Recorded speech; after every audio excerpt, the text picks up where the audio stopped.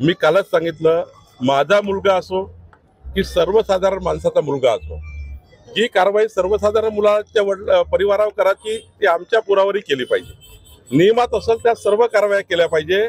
मी आतापर्यंत काल माझ्यासोबत दिवसभर गृहमंत्री होते, मी एक शब्दाने बोललो नाही, मी पोलीस कमिशनरची एक शब्दाने बोललो नाही।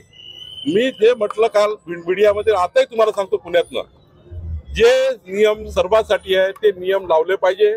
त्याच्यावरही गुन्हा दाखल होत असतो तो केला पाहिजे। गाडी चालवणाऱ्यांनी ऍक्सिडेंट केल्यानंतर तो का तिथून पळाला, का त्या ठिकाणी झालं, हे पोलीस चौकशीचा भाग आहे।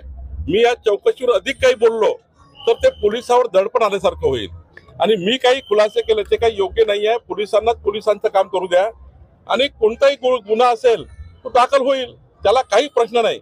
आम्ही कधीही पोलिसावर कुठलाही त्या ठिकाणी कुठलाही टाचणीवर सुद्धा असं म्हणणार नाही की माझा मुलगा की त्याचा मुलगा।